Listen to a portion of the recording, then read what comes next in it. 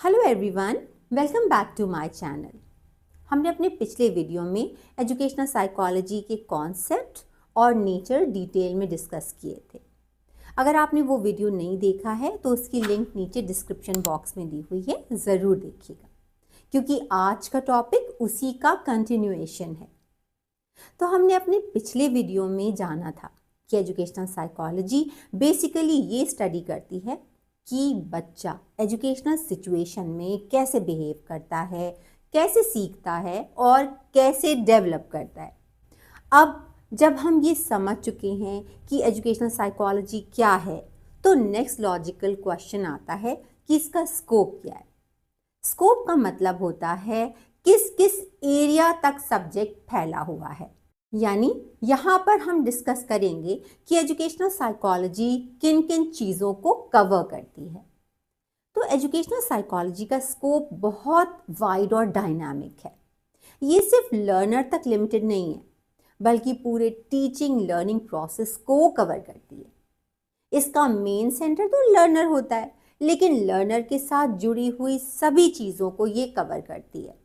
इसलिए कह सकते हैं कि इसका स्कोप मेनली 5 एरियाज के अराउंड घूमता रहता है, जो है the learner, learning experiences, the learning process, learning situation और एनवायरनमेंट एंड द टीचर। तो चलिए इन्हें एक एक करके समझते हैं। सबसे पहले बात करते हैं लर्नर की। देखिए, एजुकेशन का सेंटर पॉइंट कौन होता है?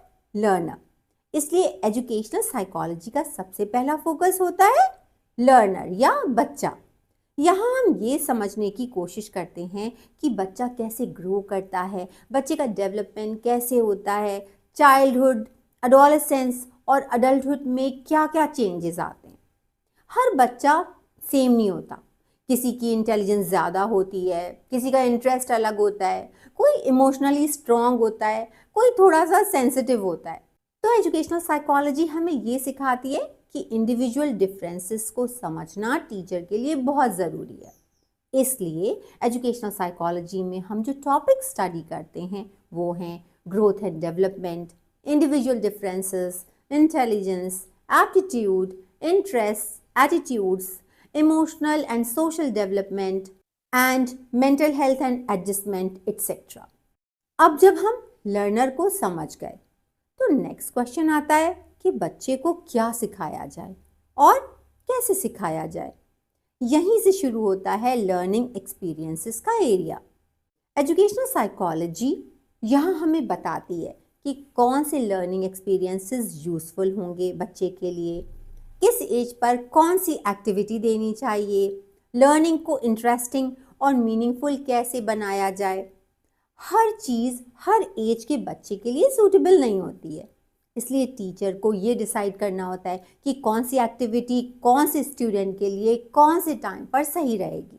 इसलिए एजुकेशनल साइकोलॉजी में जो टॉपिक्स कवर होते हैं वो हैं selection of learning experiences, organisation of curriculum, motivation in learning, interest based learning, activity based learning etcetera.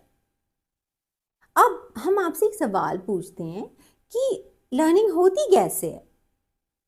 Educational psychology इसी का साइंटिफिक आंसर देती है।